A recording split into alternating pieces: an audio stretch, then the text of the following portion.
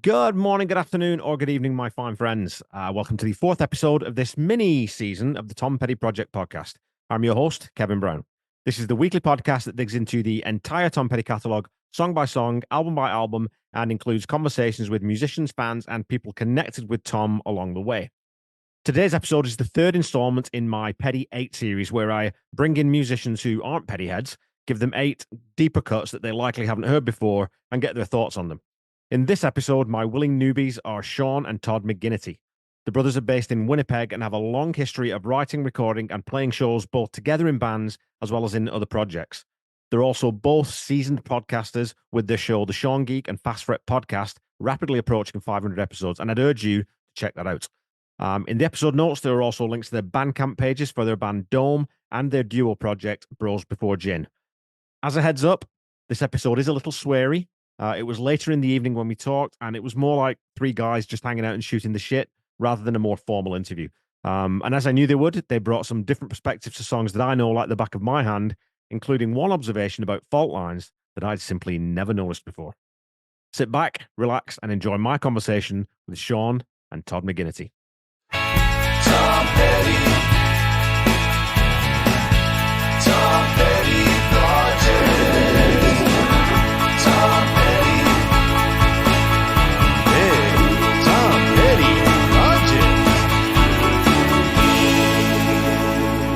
Project. I should tell my listeners how I know you guys. So we are both fans of a different podcast. Weren't you busking? Didn't we catch you busking somewhere?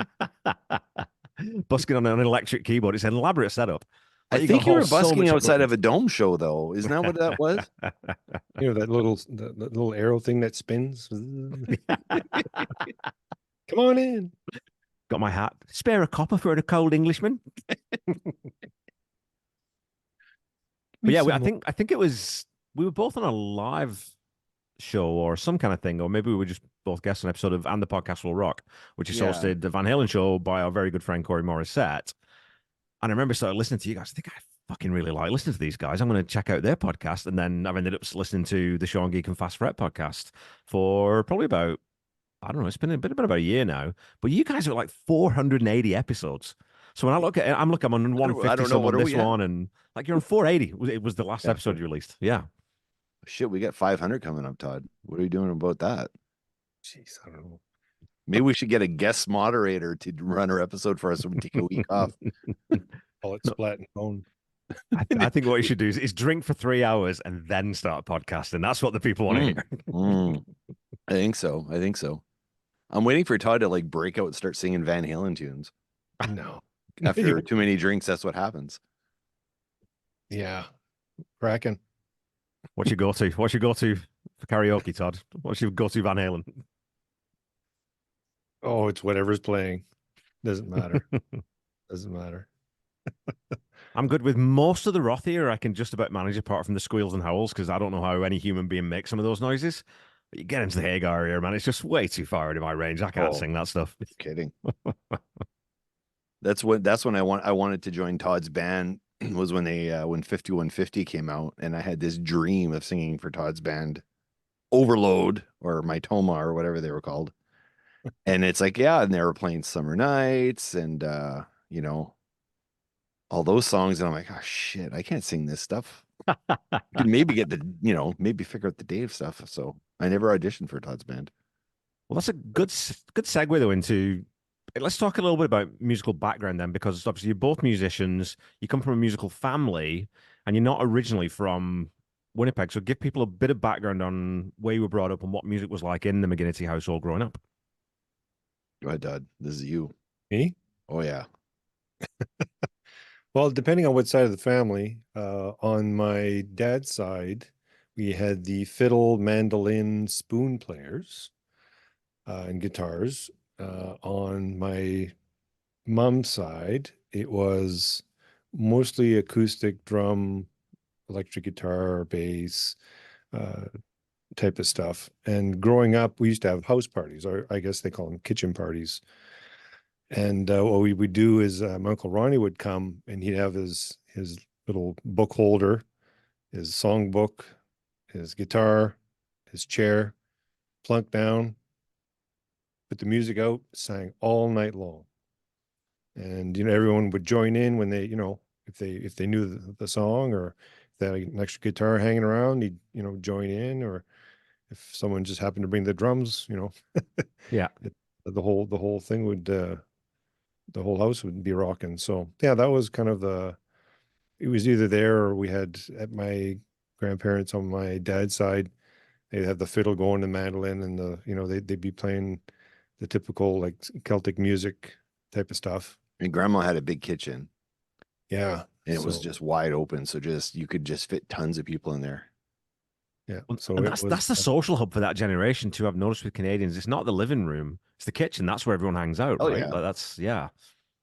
yeah. Oh, Like, yeah. you You had eat and have a social- drink, and we didn't have socials back home. I think socials back home were just house parties, where when we moved here it was like social. What's a social? you know what a social is, What's it for? Kevin? Have you heard of socials? I don't know. The Because social- that's a Manitoba thing, Todd. That's not Maybe, yeah. Is it? Okay. Yeah. So yeah, here they rent a hall, and people gather in the hall, and they Okay. bring a DJ in, or I guess maybe a band occasionally, and it's usually to raise money for someone's wedding, or raise money for someone's, I don't know, usually weddings, but the socials all the time. So people would just go to some rented hall, Wow. bringing music in, and Just, and then food at 11 p.m. comes in. I'd have the pickles, the cheese, the ham, the Yeah. buns. But we did that in like usually, well, in one of the grandmother's kitchens. They'd have this big gathering with all this music and food. Oh God, lots of food, lots of booze, Oh yeah, it was great. All our lots of cousins instruments. would come over and be able to kind of catch up with them every time they did. And kids were always sort of that brought into that, right? So you obviously, well, yeah, if you could learn an instrument early, or here's an instrument, go figure it out. Or so, like, what was your first instrument? Like, what's your first memories of picking something up, or did you drive that, or was that someone's here, learn this? Because a lot of kids these days, it's formal, and it's like you go to piano lessons or you take this lesson. Where I think when we were growing up, and I started playing piano. I mean, I did have lessons for a little while, but you just pick an instrument up and start learning it. Just play. So, but you guys, like, what were the first memories of starting to play? You can start. I can start. Yeah. Well, me, I think it was just singing, I guess, with Mimère, which was my grandma on my dad's side. I think I sang in the kitchen a couple of times, with, they'd all be there, and, with the fiddle and everything. And then you just kind of jump in and whatever.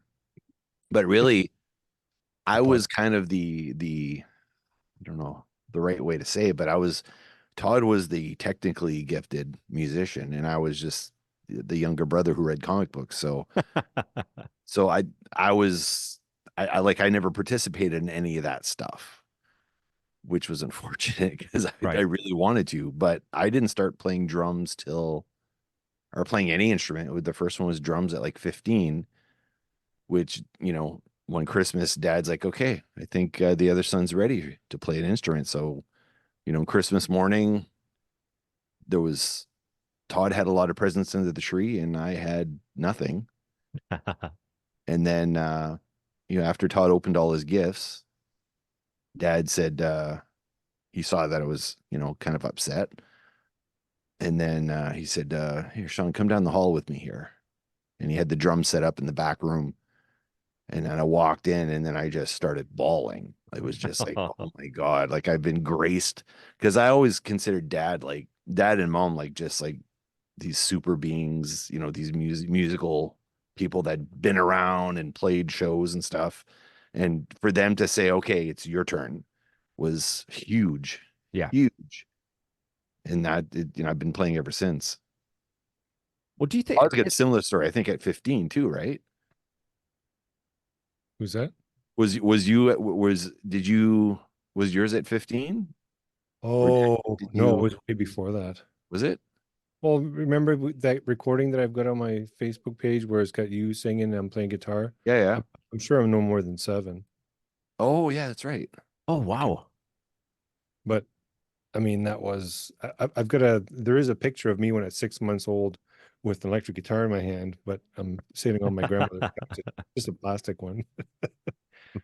But yeah, I started early, but then again, like I would watch my dad play bass, and I think I tried to play that with him because he was playing CCR.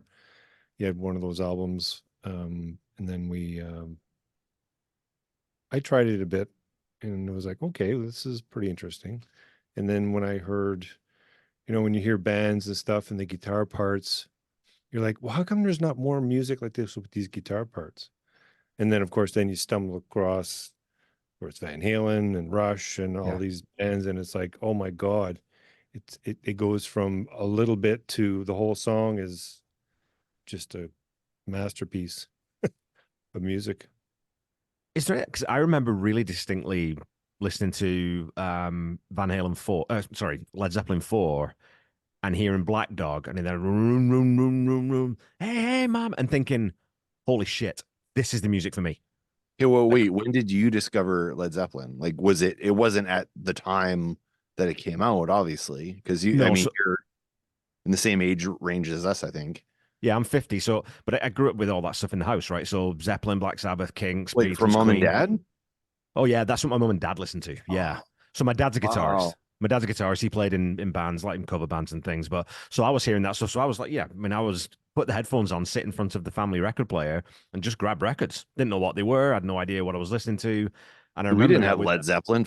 Like, that would have been awesome. yeah. I discovered remember Led those. Zeppelin. I discovered Led Zeppelin when I was 20, Right. I think 20, and it's like, what the fuck is this? They sound just like Kingdom Come. That was my thought. I'd heard the band Kingdom Come. Do you know who I mean? Yeah. Oh yeah. Yeah. Yeah, and they were a clone, like Kingdom clone, as they called them, right? Yeah. I thought Yeah. they're ripping off Kingdom Come the first time I heard them. But What do you about guys remember? Todd? Do you guys remember that though? Do you remember your first band where you thought that, oh, this is my band. This is music that I just totally connect with. This I don't know why. It's that visceral thing where this is my kind of music. Do you remember that? Oh yeah, Todd. What's yours? I know the answer, but go ahead. Well, I mean, playing with Sean and Dad in the band, the classic rock stuff, that was an experience in itself. It was great to have that family grouping, being able to I think all we needed was just mom to sing, and the whole family was there doing it. And I mean, now I'm playing in a band, but I'm not playing guitar anymore. I'm playing bass, but it's classic rock type band again, and I just like that type of music. Like if you were to go to, like, if it was with a band that was playing country, you're like, I'm not really Yeah. into that, or rap, or whatever. This is the type of music that I like and that I want to listen to. So why not play it? I don't It's think funny, Todd right? Because answered the question there, did he? well, What's but that? it's He I went off didn't on his own. I think though it does raise an interesting thing though, because it is that I think about that lots where there is a certain type of music there, I mean, my interest in music is broad, but I'm going to come back to rock and roll all the time because that's the stuff that gets me off. That's the stuff that's my heart and Yeah. soul, right? That's where my heart I is. have to agree there. And I Yeah. don't think you have control over that. I don't, it's not, there is a certain media pressure. There's some stuff that what you're exposed to when you're a kid. But when you find that music that really excites you, that's a DNA thing. That's just in you. See, I think for me it was like hearing Peter Criss, because Peter Criss didn't play hard rock. He was based on, like, I don't know, not Bo Diddley, but like kind of, Little Richard and that sort of stuff. Like he had a lot of swing in his style of playing. Right. And it's almost like he was in the wrong band, but I think that's why I liked Kiss, because I don't think I liked rock per se, because Dad, we grew up on the Ventures, right, and the Beatles, and ABBA, Yeah. and so ABBA had a lot of swing in the drums, just a lot of swing, and I liked swing in my drums, so I wasn't really a hard rock guy, but it was rock and roll, right? It was Yeah. not hard rock, it was rock and roll. There was the roll is that swing that you hear in there, and that's honestly that's usually what gets to me, is just that swing. It's got to have that jazz, or I don't know, swing to it. What's that thing that Alex Van Halen does, right? You know, a favorite drummer of all three of us is you listen to the role in the that he puts in the rock, and it doesn't work without it. And that's why, you know, I struggle listening to really sort of serious thrash and heavy metal, because you don't get that. There's no, you're losing that little bit of heart that I find in there with stuff like Van Halen or Queen, or, you know, those bands that have got that, a drummer that'll do that. So yeah, I'm totally on board with that. Yeah. Oh, wait, I have a quick question for Todd. Mhm. I know I'm taking over the show here, but I don't know if Todd's a Queen fan or not, but from listening to your other podcast, I didn't realize Roger Taylor was such a good drummer. Yeah. Because unfortunately, in the 80s, when I discovered Queen in the 80s, it was mostly the program stuff. I didn't even like, did they even have a drummer? Like, I didn't even know, right? Like Radio Gaga or whatever. But then hearing some of that, like, that's Peter Criss, as in, I know Right. it was influenced by Peter Criss, but that's rock and roll. He's playing rock and roll. So, you know, I don't know. Todd, do you like Queen? It's almost like a rock and roll big band. It just has a big band. Yeah. So yeah, it's just kind of a different genre. It just kind of leads into that area. Just like any other, you know, you get the rock country, the rock blues, you got everyone has their own little, I mean, I'm sure they're going to come up with a rock, pick one. We'll throw it together Yeah. and they'll rock it out in good fashion. It's funny though that I always look at, you know, the band that we have in common, Van Halen, and then Brian May. So Ed Van Halen, as it turns out, you know, his brother never called him Eddie. We found out.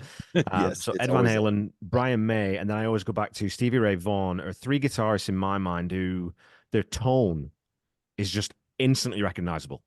You can Right, tell it's them immediately, right? There's no one really sounds like, especially that brown sound Ed. No one plays like that. No one sounds like that. And I don't Agreed. really know of many other guitarists who it's that immediate.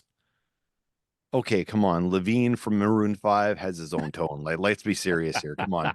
Is he still going, that guy? I thought he was a TV presenter now. Yes. Fortunately. So we're talking about virtuosos here, though, right? We're talking about guys who are at the absolute pinnacle of what they do.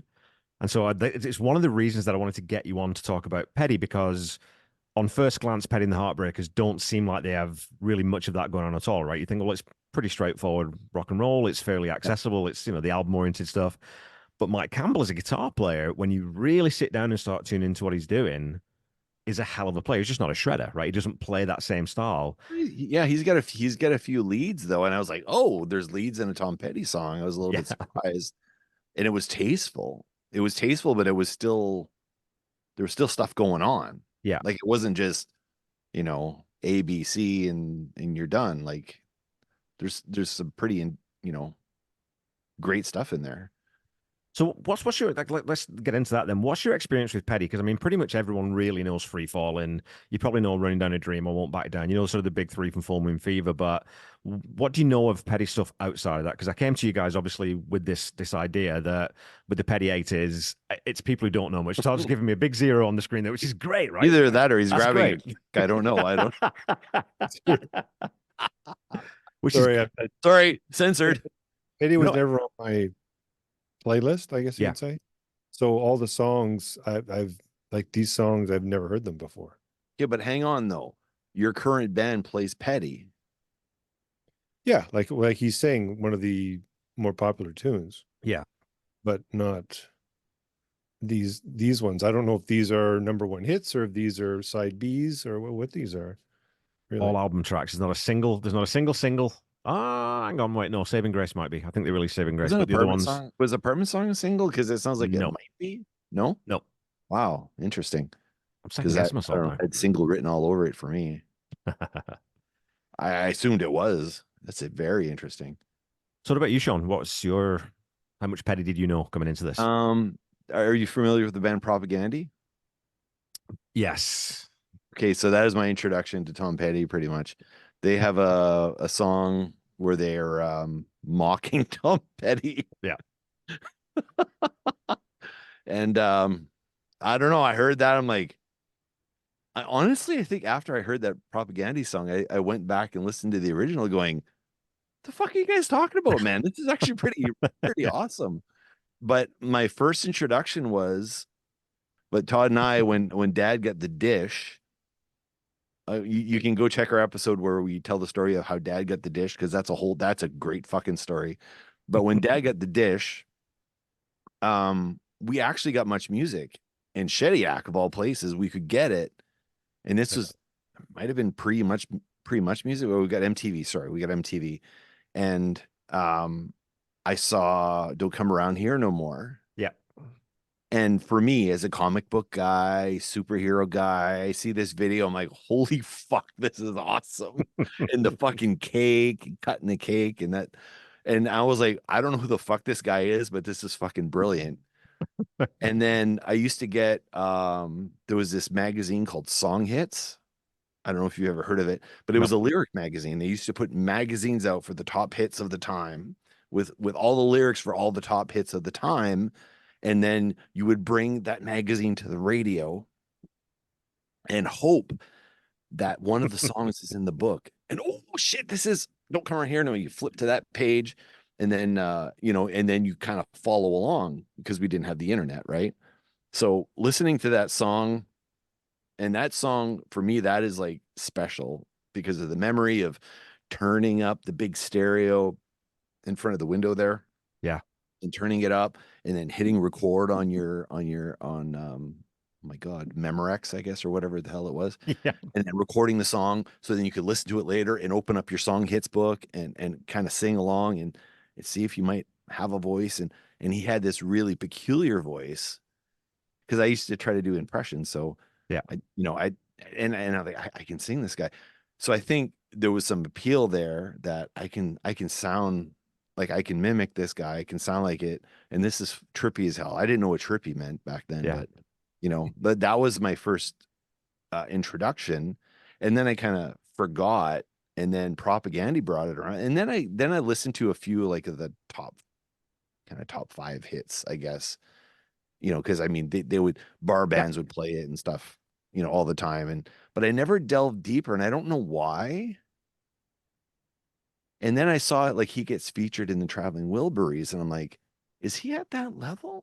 Look at these people he's playing with. And I didn't really understand, but I think there's an Americana thing about him and his band that maybe doesn't resonate as big, maybe on this side of the border.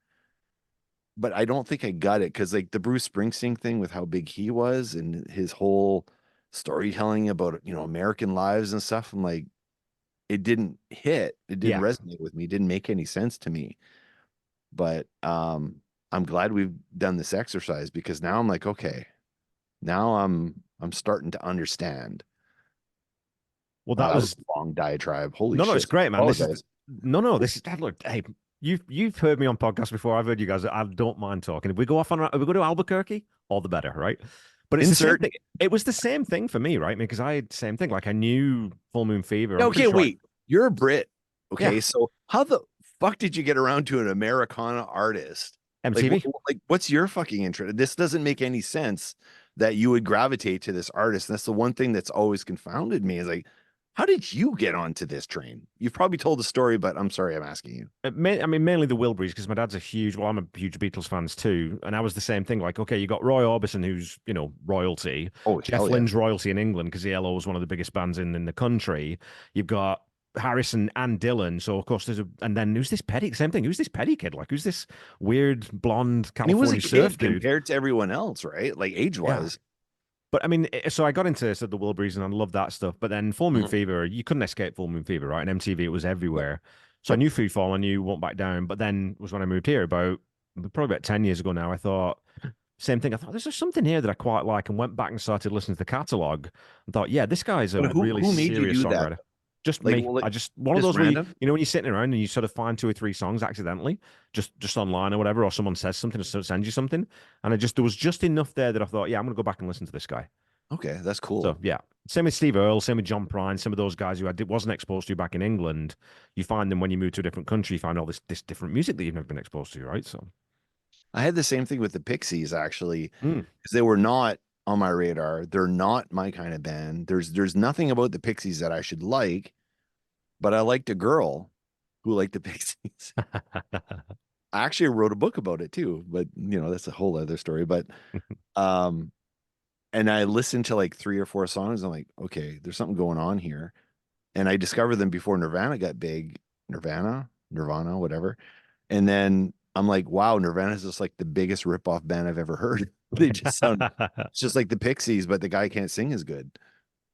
Whoa, now that's sorry. I knew we were going to get a hot take. It's my hot take. I'm sorry. They're just poor man's Pixies. Well, I Honestly. mean, unapologetically, they say, the quiet, loud thing. Oh, yeah. That's all Pixies, right? I mean, Oh, yeah. that's what they're doing, and they're deliberately doing it. So, okay, well, let's get into some of these songs then, because I gave them to, and obviously, I don't know how much research you did or reading up on the discography and everything, but I gave them in chronological order. There's 16 albums That I didn't between realize. the Heartbreakers and Tom. There's 16 albums, but there's only 8. Obviously, there's 8 albums not represented, and I'll kind of just sketch over a few of those as we go through. But the 1st song on the go ahead, sorry. Is Todd familiar with any of the albums, Todd? On your end, like, was there any album that you actually like listened to? On the Okay. Man Street, I don't. But I thought there might have been something in there that you were like, oh, I've heard the album. Ted played it for me or something, or I don't know. Yeah, no. Oh, It's okay. funny like that. Some bands just pass us by, right? They just do, and there's But a like, lot of why? them.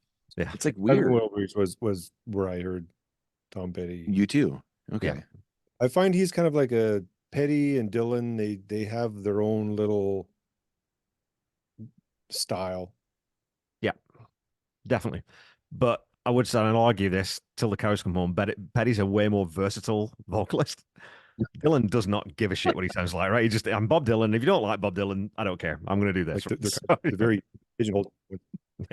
It's hilarious. I love Dylan too. I really like a lot of Dylan stuff. But so the first song that I gave you is called "The Wild One Forever." It's off the debut record, which is a bit of a mishmash sort of recording process because a band called Mudcrutch, which is the precursor to the Heartbreakers, were signed by Denny Cordell, who produced this record, but they kind of fell apart.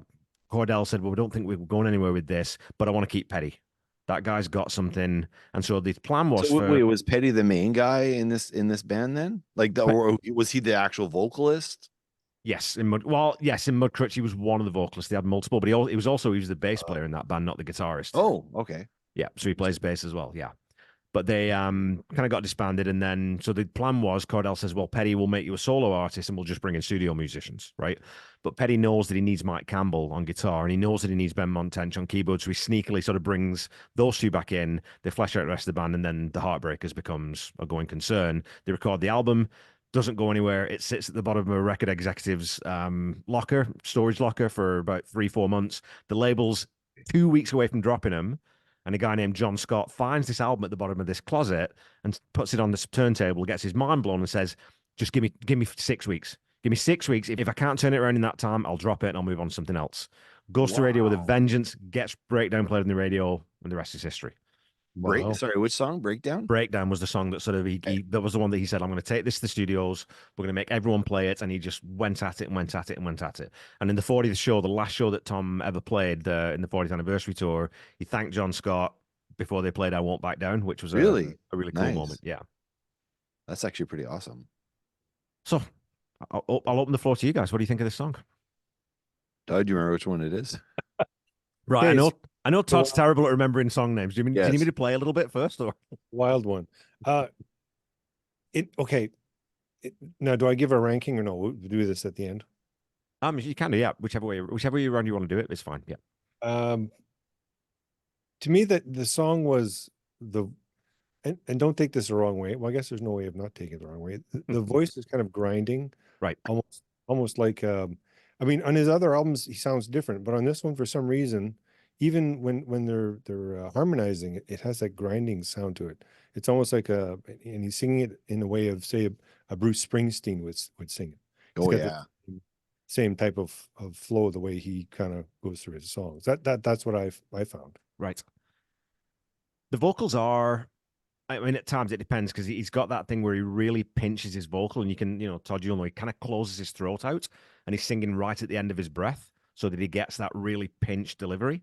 And it's not for everyone. I mean, I had Scott asking on you, but you guys both know Scott, and Scott's not a fan of Tom's voice. So don't worry. If I got it's a to go listen to completely his valid episode. criticism, I really want to hear his take. I don't know. It's So, just that there's a range that he hits. It's, I don't know, just for me, the way I listen, I guess it's just not in there. Now, yeah, I find like for me, I found it was very Springsteen-y, which, you know, Americana doesn't like, I don't know, doesn't resonate for me. right. Because I'm not American and I'm not like, I don't know, America's kind of a whole thing. But I did like, so what I did, so when I heard this song the first time, I'm like, it's fine, it's not bad. Then I listened to it a second time, and then I'm like, it's not bad. And then I'm like, okay, like I'm going to actually like listen to the song and play the lyrics at the same time, which I don't do. That's not a me thing, which doesn't make any fucking sense. Like I write the lyrics for pretty much anything I write, and it's the thing I spend the most time on. But if someone else does lyrics, fuck you. I'm not gonna, you know, it's like the stupidest thing, which is arrogant, honestly, because I mean the lyrics are super important.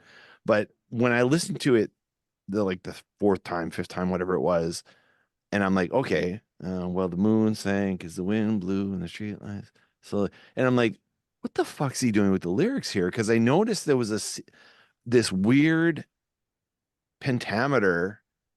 He's not ending like typical standard like stanza stuff. It's like A B A B, right? So Yeah. you get A, and you have like 6 meters, like bomb, bomb, bomb, like 6 times or 8 times, more appropriately, 8 times. And then there's 8 meters for the next one. And then, but then it's like a full sentence or a phrase. It's a full phrase on the first one, a full phrase on the second one. That usually ends the first sentence.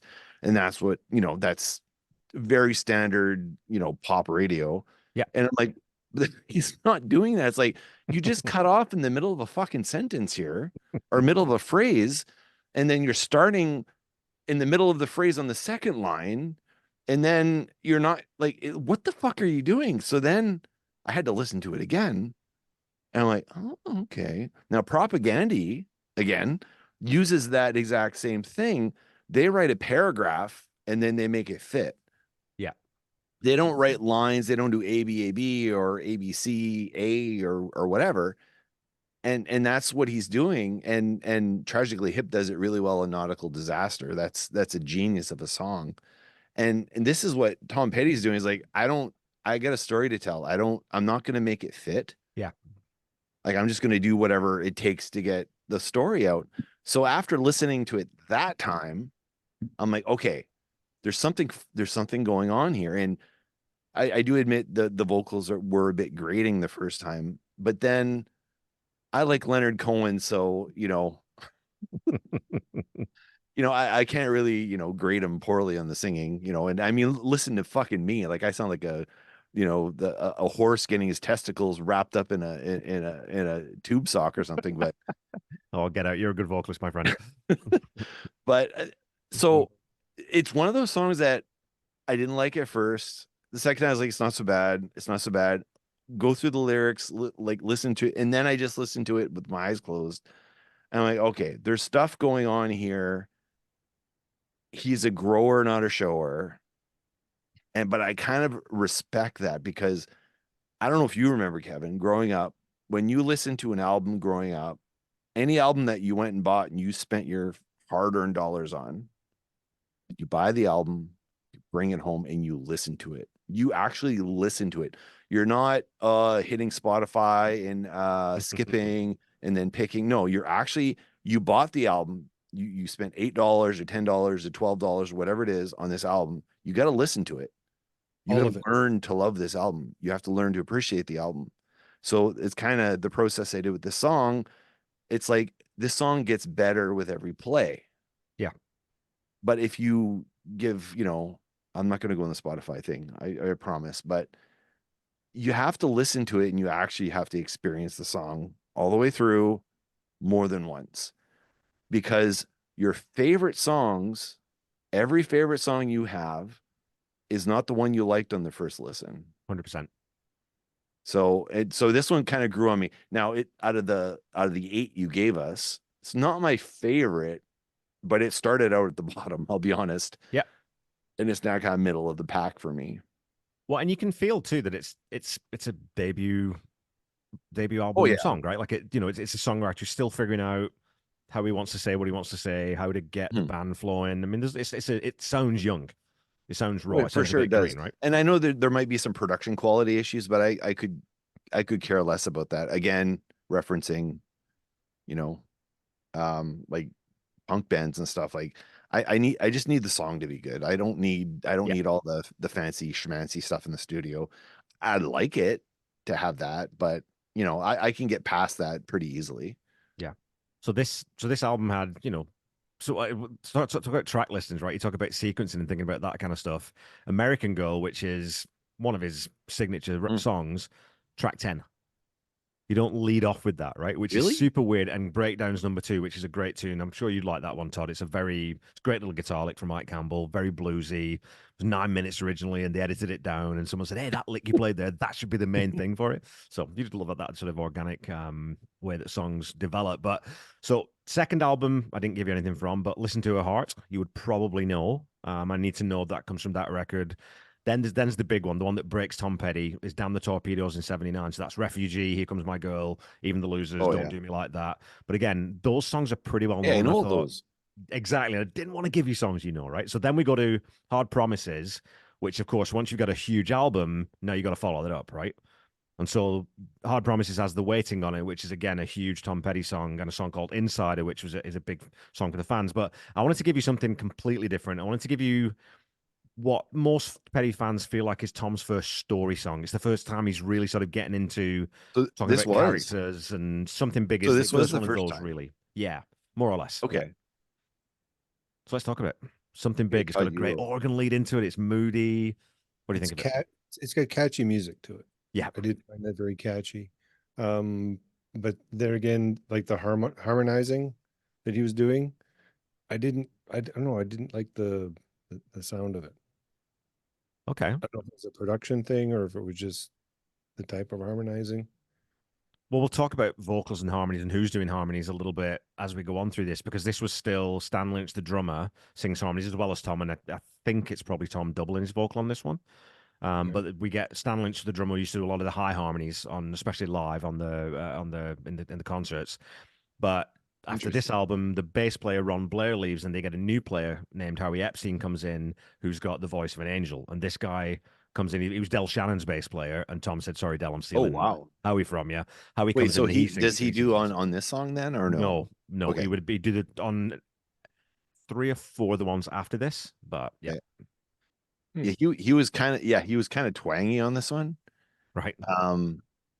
But the storytelling in it was very, very interesting, and I actually the note I put on this was, I wonder if Tom was starting to run with different kind of people at this time in his life, and talking to people that it's like, maybe I shouldn't be talking to that guy.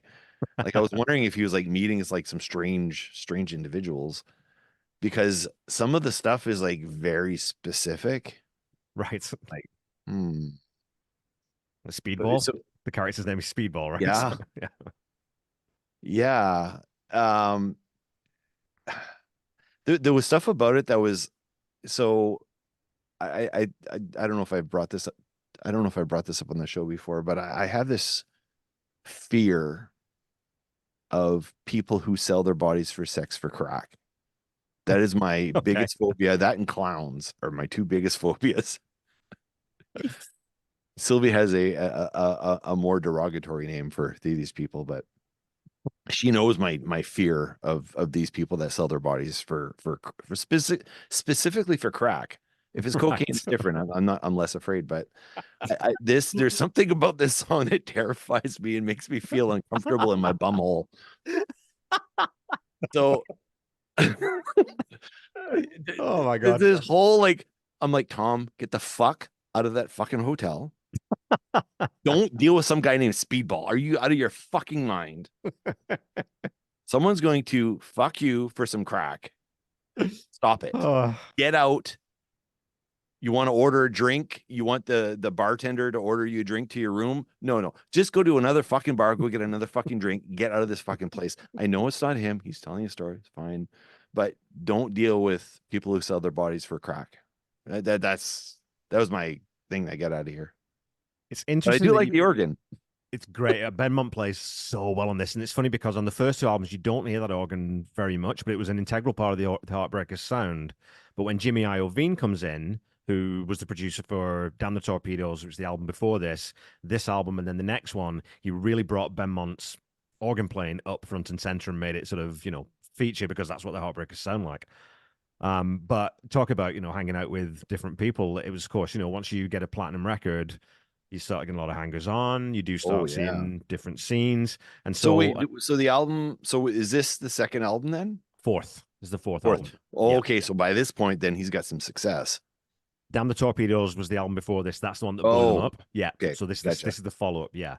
And so there's a song on this album too called Night Watchman, where Tom's had to hire basically a sort of a doorman to sit at his gate of his house, of his not mansion, but of his big house, to stop people coming in.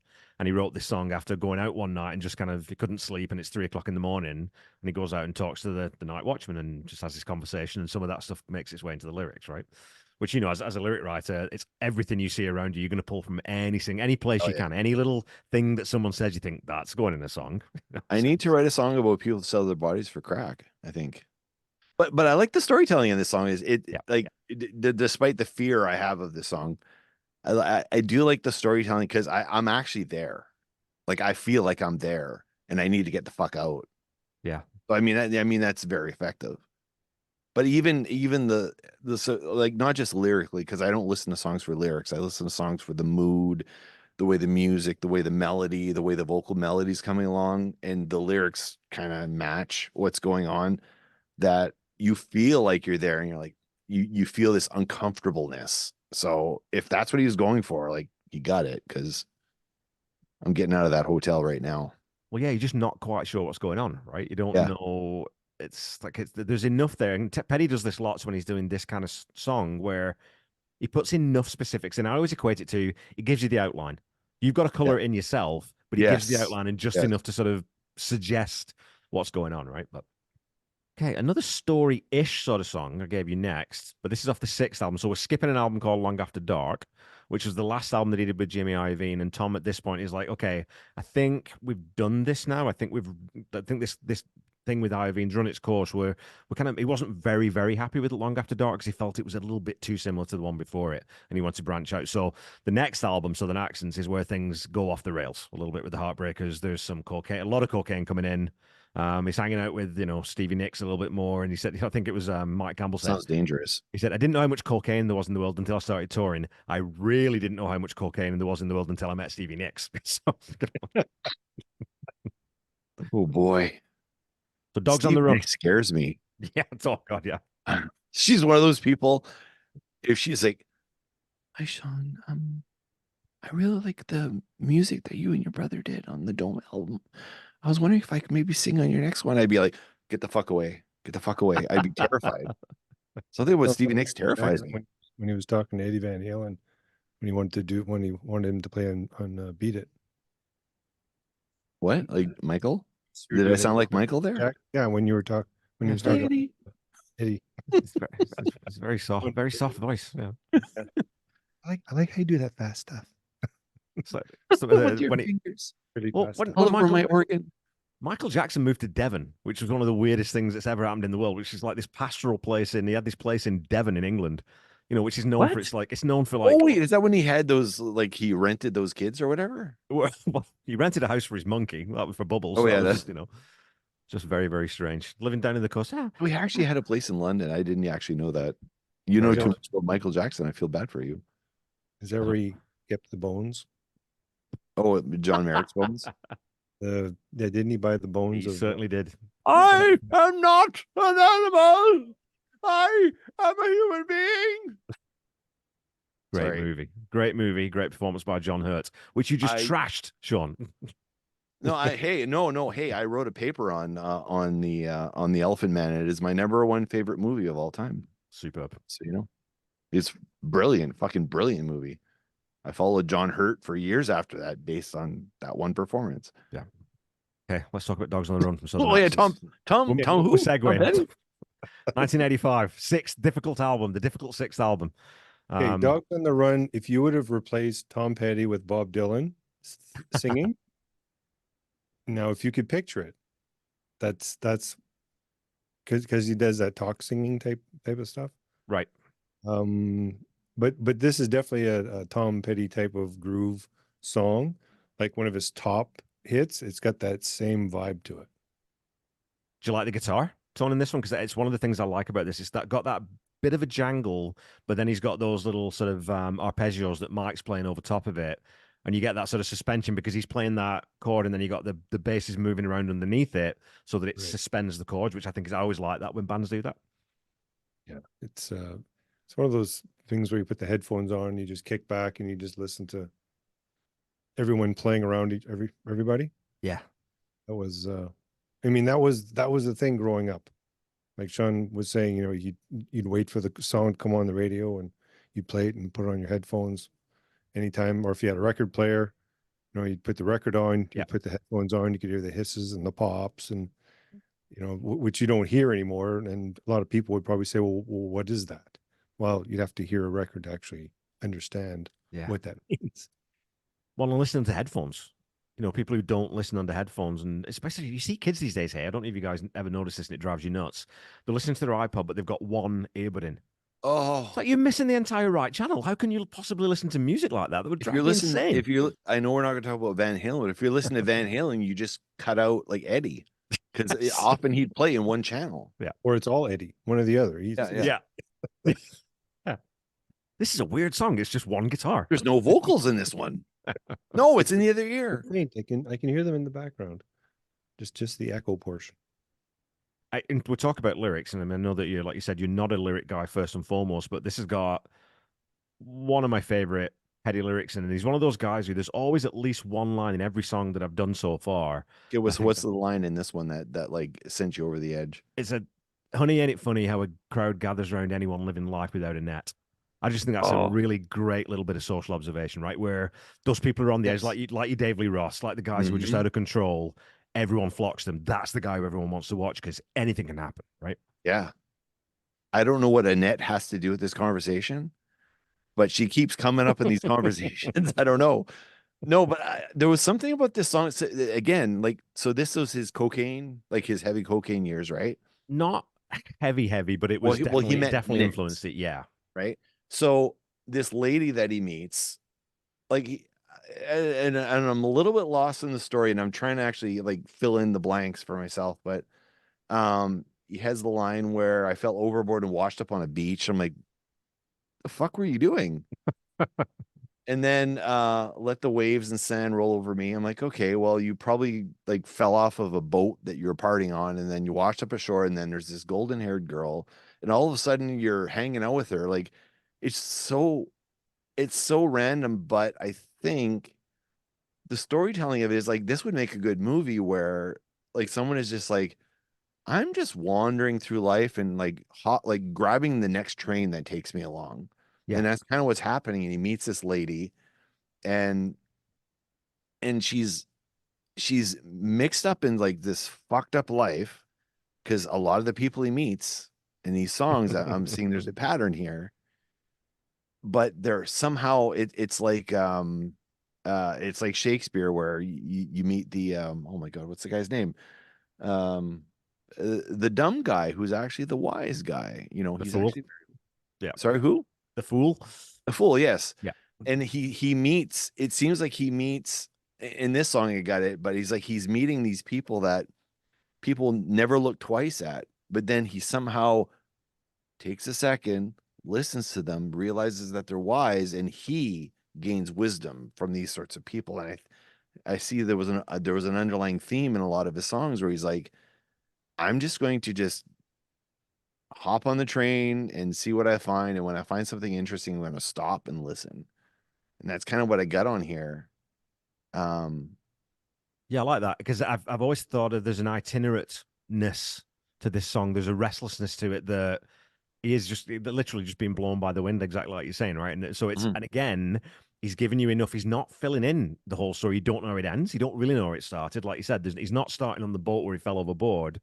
Yeah. But I love too though that line, "I fell overboard," the way he sings, "I fell overboard." So Yeah. overboard falls, which I think that's a nice, clever little bit of Yeah.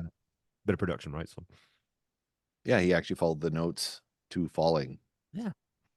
Let's jump into we're gonna skip "Let Me Up, I've Had Enough," album from 1987 that was more or less recorded in like they just jam. Tom would start playing chords, he'd call them out, and they'd just follow along. The Heartbreakers would follow along. That would be the take, and then he'd go write lyrics and record them in one go. There were 2 or 3 sort of bigger production pieces, but it was a very because they'd just come off the road with Dylan. I don't know if you knew this. So Petty and the Heartbreakers were Dylan's house band on one of his world tours, where he didn't have a band, they were his band. They opened for him, and then they were his band. But we're skipping that album, and we're going to the big album, the big album that sort of saw the change. And it was after the Wilburys, or sort of in the middle of the Wilburys, was Full Moon Fever, produced by Jeff Lynne, and that's the one that's got Free Falling, I Won't Back Down, and it's the transition from him being sort of a southern-based rocker into being like the Californian dude, right? The sort of the straight blonde. Oh yeah, this is surfer the look. big So, album. yeah. Okay, yeah. I'm actually looking at the track listing here. I heard this album at Ted's house. okay. Our buddy Ted, 89. Yeah, that was when so Todd, for reference, we moved here in 87. Yeah, I just remember him playing the Bare Naked Ladies. I don't Great. remember the Dylan. That's your album. next podcast, Kevin, the Bare Naked Ladies. Great Canadian band. I'll Me, guest on hey, it me every- and Corey will probably cover those guys at some point because they're, we got to get some Canadian bacon onto the podcast world. Oh, hell yeah. I didn't realize how many of the singles were actually off this album. It's a huge album, man. And of course, it got a bit of a boost about 2 months ago when they released the trailer for Grand Theft Auto 6, and they used "Love Is a Long Road" as the music in the trailer, Oh my God. also off this album, right? So it's a huge album. Yeah. But it's also his first solo album, and it caused tension Wait a within the minute. Heartbreakers because all of a sudden Tom's going to go do a solo album. Like, are we a band anymore? So there's some tension here that I didn't develops within realize the this was just Tom Petty on his own. Yeah, first solo album. Yeah, Mike Campbell Mike Campbell's there throughout, and they actually recorded this album. Well, get this: as good as this album sounds, this was recorded in Mike Campbell's garage. The control room was in his bedroom. They ran all the cables down to it's insane. The vocal booth was it's crazy. It was recorded So in his Campbell garage. produced it himself, though. Engineered it. Jeff Lynne produced it. Yeah, Mike Campbell's the engineer. Yeah, so- It's like that's insane. Yeah. Because it sounded like, from my recollections of this album sounded like really full. there's so much guitar on this album. Todd, if you ever do get if you want to sit down and listen to, there's obvious guitar albums like Van Halen 1 and 5150 and those kinds of things where the guitar's front and center. But Full Moon Fever, it's so layered. And when you actually listen to the cans, you're like, holy shit, there's a 12 string there. There's an acoustic here. There's a little lead lick just in this part. Like it's a really, really interesting album because it doesn't sound like a guitar album, but it really is, Full Moon Fever. Yeah. And, you kind of said at the top, not a huge fan of country. Well, the Apartment song, which is the song I gave you guys, short little number, it's got some country flavor to it. It's got a bit of country swing to it. What did you think of it? I had just written a note. I just put it was more upbeat. It was more, from the other songs that he has, this one Yeah. had a little more groove to it. Did you catch the, have you Buddy Holly fan? Do you like Buddy Holly at all? I do. Peggy Sue. Well, they've got that big break in the middle, right? The drums, it's like, oh yeah, he's doing Peggy Sue there, which I didn't realize. I don't know. So Sean, if you know this, that drum bit, he's doing a paradiddle there, Oh, I know. That's which is yeah. so ridiculously fast. I can't play that a paradiddle. that fast. When I heard it, I'm like, oh, that's Peggy Sue. That's the first thing I thought. Because I remember listening to Peggy Sue. I'm like, the fuck? What this drum bit doesn't fit, and I can see Buddy going, can you just play the song, please? This is not okay. We'll just keep it. It's the James One Hetfield take. quote. The James Hetfield quote. Yeah, I'm used to the drummer kind of doing the beat part. You have to play the parts the way that I want them to be heard. You know what I'm saying? Sound like a little bit of Bronx there. I don't know. Never mind. What do you think of the vocals on this one, though? Because obviously, Todd, I mean, we said that you're not a huge fan of that sort of pinch delivery, but this one's more in his. I always think of this one much in his natural voice. Like when Tom Petty's singing in the shower, this is the voice that's his natural voice. That's his real voice. Yeah, much. Yeah, it's different than the first couple songs. Definitely. More refined, I guess. So who came up with the main riff of this? Would this have been Tom, right? Well, yeah, I'm pretty sure this one wasn't it. Well, actually, this one predates. It is a solo right with Tom. It predates this album. Actually, it was written during the Southern Accent sessions, and originally there is a version of it with Stevie Nicks singing co-lead vocal. So they sort of Tom, and it's just him and on acoustic and him and her singing, and then they layered on drums and bass and stuff afterwards. So this one was actually from the Southern Accent sessions, but didn't make the cut. So that was 85. And then so it waits them 4 years and they bring it back. So they only had 9 songs for the album, and the label said it's not quite long enough. So can you go and find something? So they ended up finding that one, but then also picking up Feel a Whole Lot Better, which is a Birds cover, which opens side 2. So those are the 2 songs that kind of got added in. The reason I was asking, because the guitars are doing 2 different things here. And I'm wondering who came up with what part, because there's the one part which is Get It On Bang a Gong, the same. But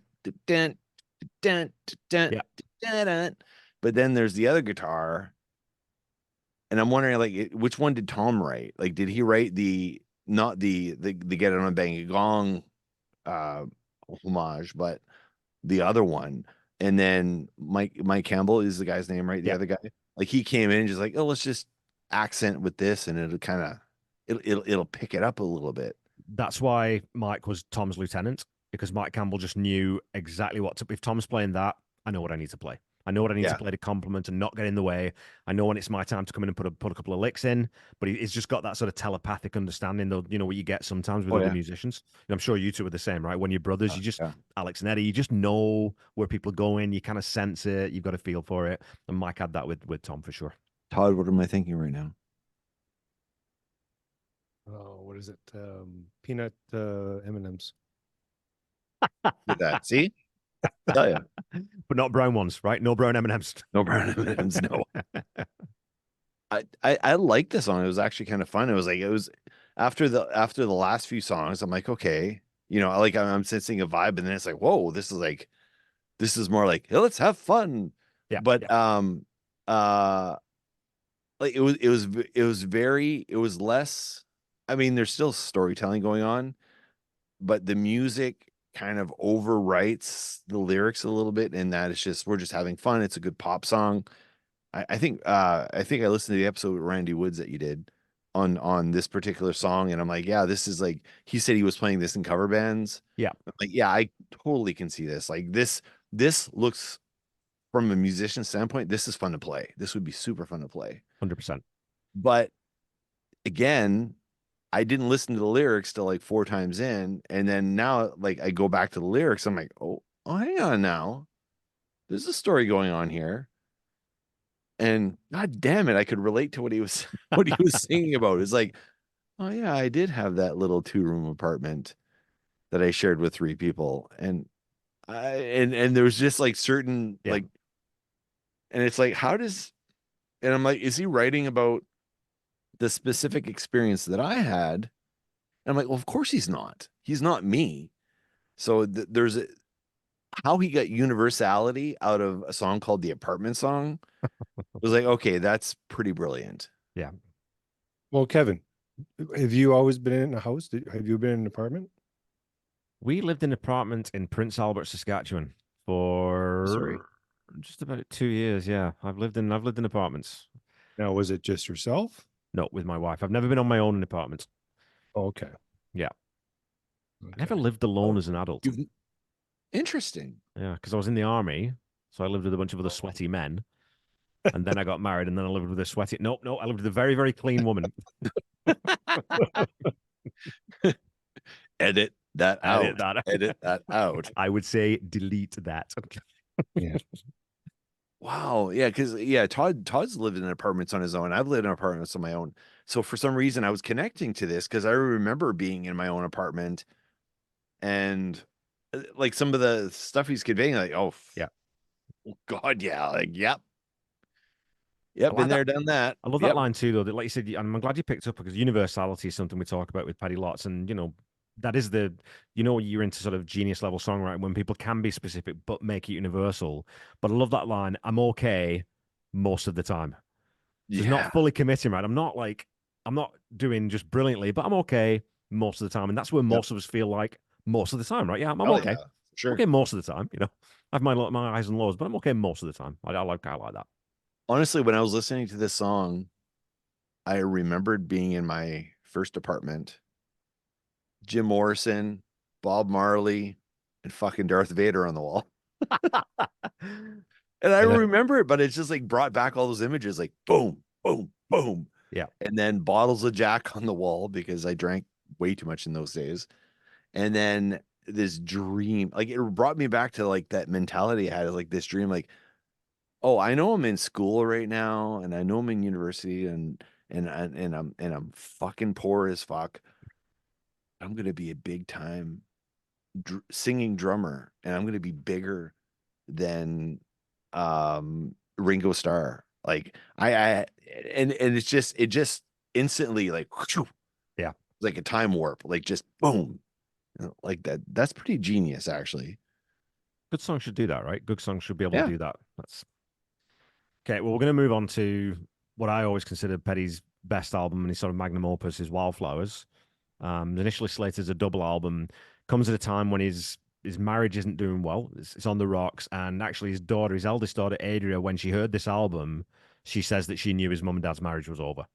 I mean, it wasn't, Whoa. chronologically, but she said she knew that the relationship was done at that point because she could tell with the subject matter, the way he was talking, the sort of set of songs. It's not a morose album. There are plenty of upbeat moments on it, but we've done story songs, we've done this frivolous little apartment song. I wanted to give you something that's got a bit more emotional weight. So Okay, crawling so back this to is you was another a Tom huge song for Petty fans. solo one. This was a solo Okay, album, but weirdly, the whole band played on it. So it's one of those weird ones where it's all the Heartbreakers playing on it with the new drummer because at this point Stan Lynch has left or kind of been kicked out, and Steve Ferroni, who was the drummer in the Average White Band and a huge session player, like very well respected player, comes in and he takes over as the session drummer for this album and for these sessions. So this was like a marketing thing. Tom Petty, we did the last one was the solo. Wait, last how Last many? but one we missed one, so we skipped Okay, over okay, into so the Great Wide three Open. Tom Petty albums, right? Is There's that three correct?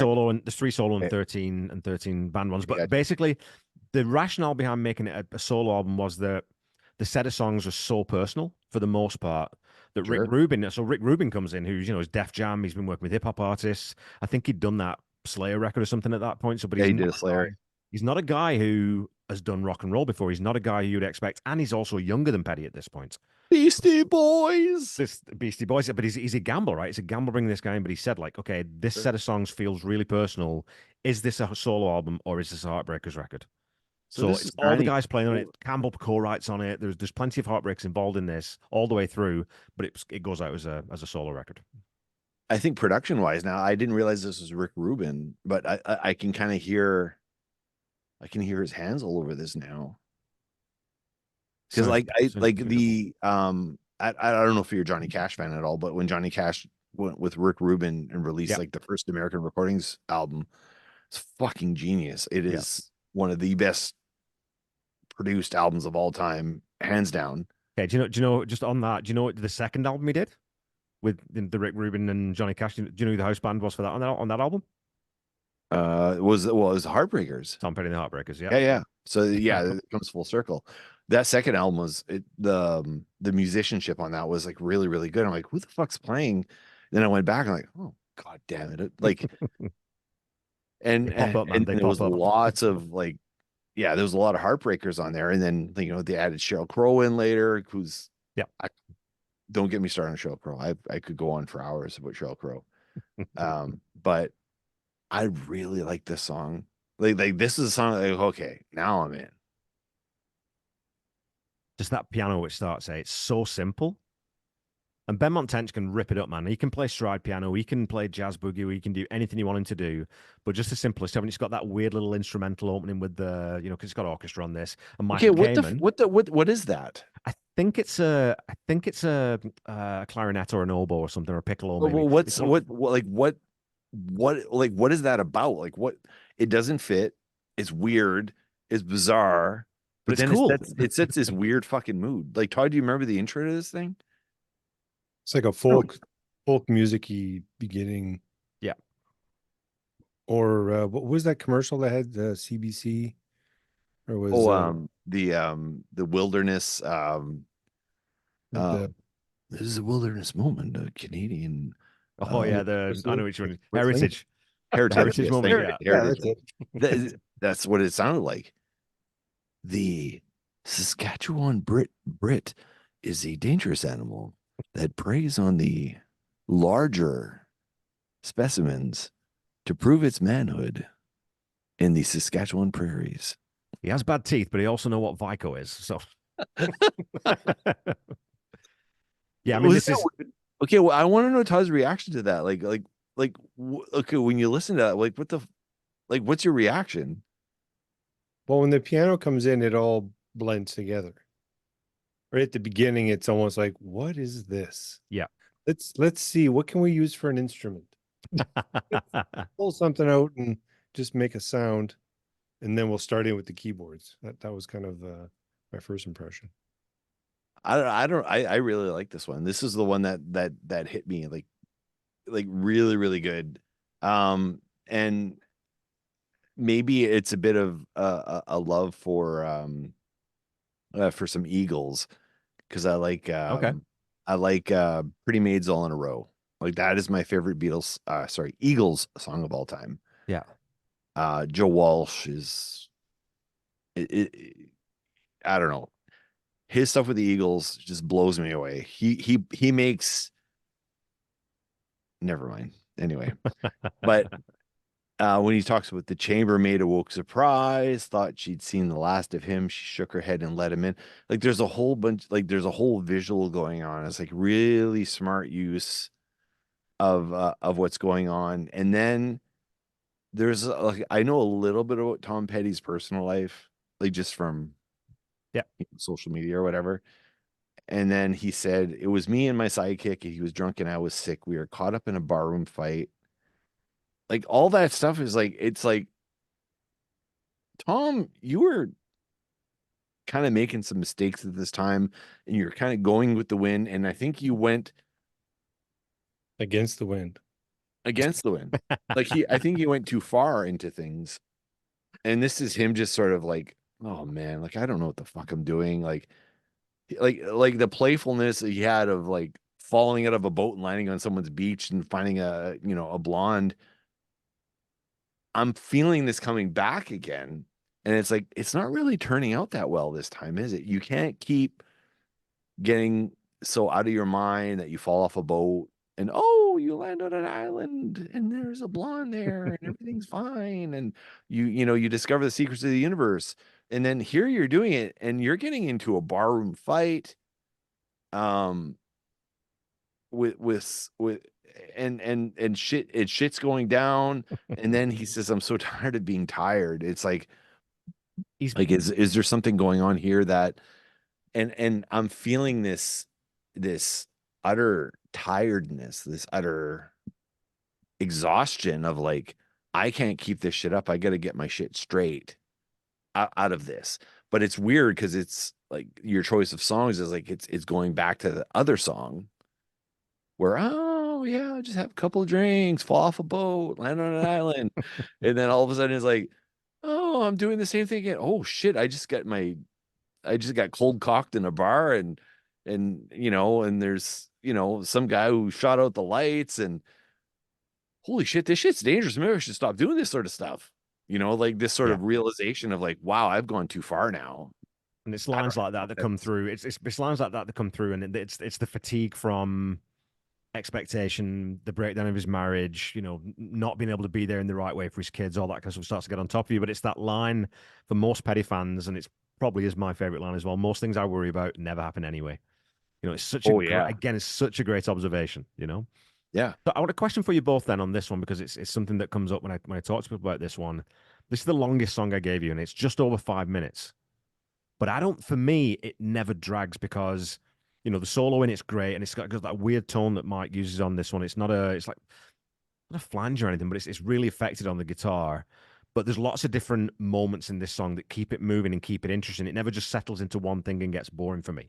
But how was the length for you guys? I'm kind of curious. Did you make any notes of that? Bud? I didn't make any notes about the length of it. I just put down, I mean, this was a really good tune. The production portion was, they had much better stereo separation. Yeah. Especially during the harmonies. So the harmonies, instead of being, kind of in a narrow bandwidth where they have his voice and, type of thing, that they've expanded it so that it's not so direct in your face. It just kind of, it's more spatial. Yeah, and that's Howie Epstein. So that's what the guy was telling you about. That's his bass player, Howie Epstein, comes in and just is the perfect foil for Tom, right? Like it just, because some people just sound good. Well, the Van Halen boys and Michael Anthony or Yeah. Dave Roth. And I mean, those three voices just sound good together. Yeah. Brian May, Freddie Mercury, and Roger Taylor sound good together. And some people's voices don't sound good together. Those two work really, really well. I think there was there's also a restraint. Like I think the people doing the sound on this are like, don't do that, Tom. Or when Tom was like hitting his stride, like keep going. And there's an experimentalness to this track that we're like, okay, they're drifting off somewhere, but it's like, no, let it go because it's working. And then I feel like the producer or Rick Rubin or whoever is like pulling back at the right moments and letting things go when they need to go, and having that control of, if you just there feels like there's experimenting in this song that they're doing, that they're just letting it go when it needs to. Like, and I don't know, if Tom Petty was producing this, maybe this song would have been 10 minutes long. It would have had a bunch of stuff that didn't need to be there. But at the same time, I think Tom would have gone, okay, well, let's take this part out. And Rick Rubin would have like, no, we're keeping that in. Yeah. Like it felt like there was one of those songs where they just go with it. And I'll take care of it. Don't worry, Tom, just do your thing. And then we'll fix it. We'll make it exactly right. And Rick Rubin had this way of hearing, like he did with Johnny. It was like, Johnny's like, this is a horrible vocal, or, I screwed up on on the second verse. I hit the wrong chord. And he's like, no, that's Johnny.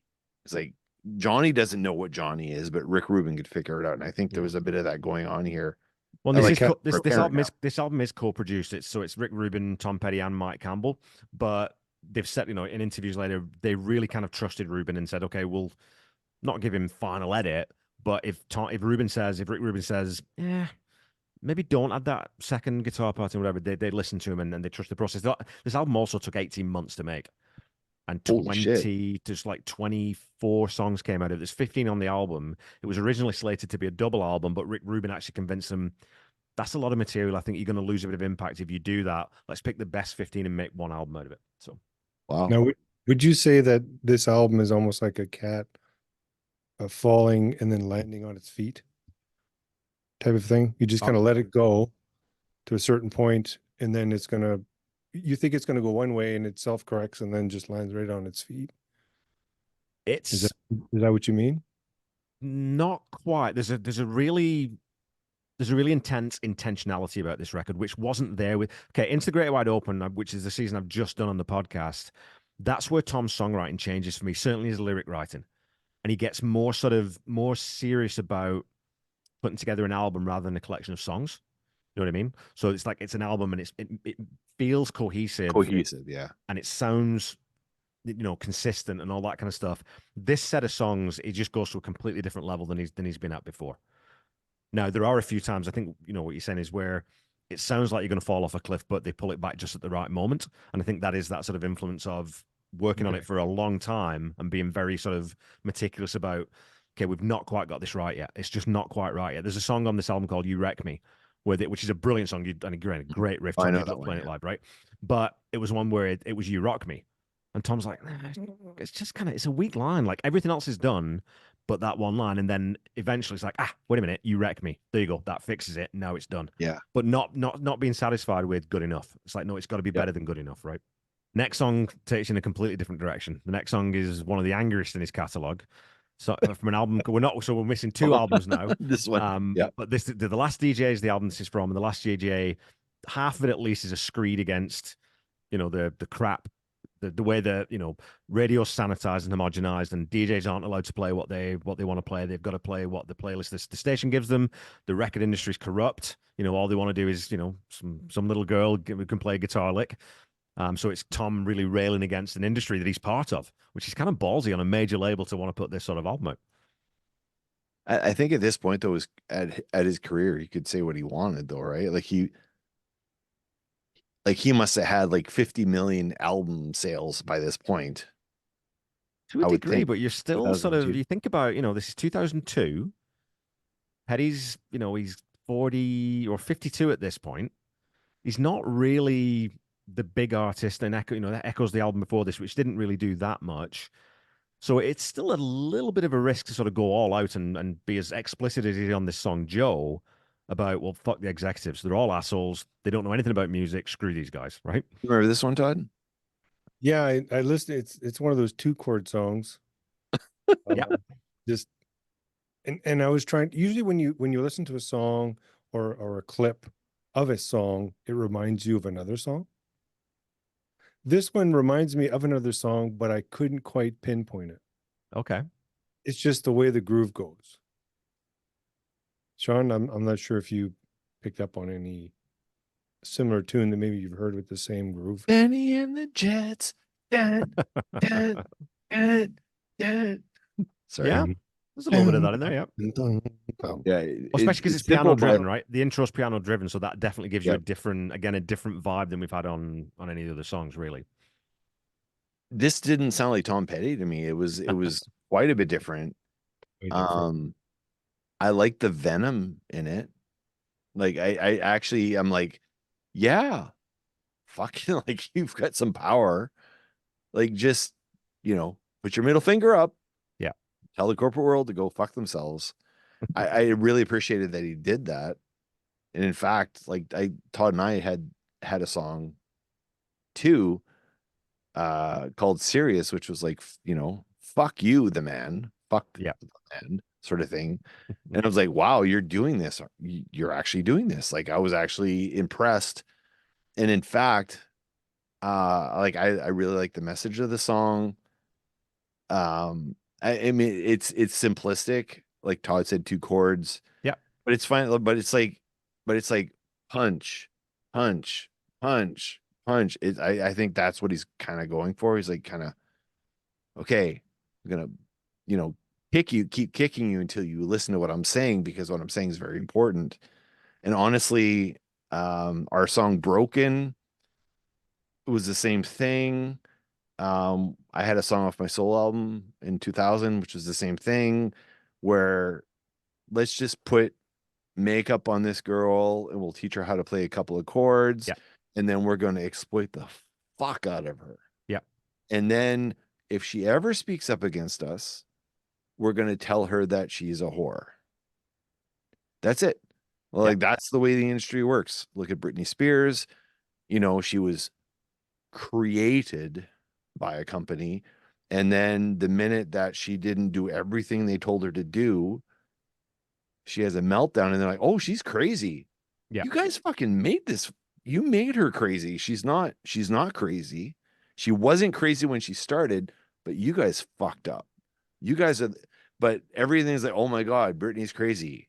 And so like I felt that vibe there, because that's so typical of the music industry to find a pretty face, and say, you do everything you say. Oh, you're not doing what we say. Okay, then we're gonna fuck you over. Like I don't know. I did like the idea behind that. It's that last verse too that I always think about. Is so it's really violent. So it's so burnt out Johnny thinks our books. So someone's questioning the industry, right? So burnt out Johnny thinks our books are shifty. What good's that alky to me when he's 50? We could move catalog if he'd only die quicker. Send my regards to the gig and a case of good liquor. So let's get him dead as quick as we can. Yeah. But that's really like, it's very direct. He's not pulling his punches there, With Guns N' Roses, that was exactly what they were doing. They just kept feeding them. Oh, let's just give them more drugs. Like if these guys die after one album, we got the Sex Pistols all over again. Yeah. It's exactly what that was, I like the pushing this one too. I was wondering if you made any notes on the solo talk, because it's cool because again, Campbell just plays where he needs to play. He doesn't, you could shred for like 16, 24 bars there and just go off on one, but you get that little step up. There's a key change, there's a big push into it, but he plays 4 bars, and then it just drops back out again. So it's just that sort of economy. There's lots of it if you do ever listen to any more Petty, there's always economy is the word that I use over and over and over again because they're not overdoing things. It's how much can we take out of this song and still have it be impactful and complete? Yeah, it's not repetitive. Yeah. Like the same thing over and over again. Like what song does Bieber do, or Bieber, yeah. Okay. what's her name? Yeah. Anyway, they've got like 2-word songs, and that's all they say Right. throughout the whole song. And it's like, this is a masterpiece. And you I go, love to love you, really? baby. Love to love you, baby. Do we need 2 beats in the song? No, just 1 beat all the way through. All the way through. And I'll tap my punch pad here with the drums, and then I don't know. I was actually watching. Okay, oh my God, I'm gonna go into this, aren't I?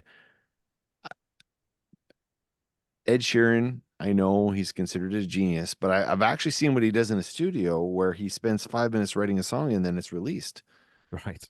And then I'm like, okay, well, you've got like a drum pad in front of you, and you're going do do da do do da do do da. Okay, there's a drum beat. Okay, punch it, run it for 12 bars. Okay, yeah, bass line do do do do do do do do do. Okay, run that for 16 bars. Okay, we're good.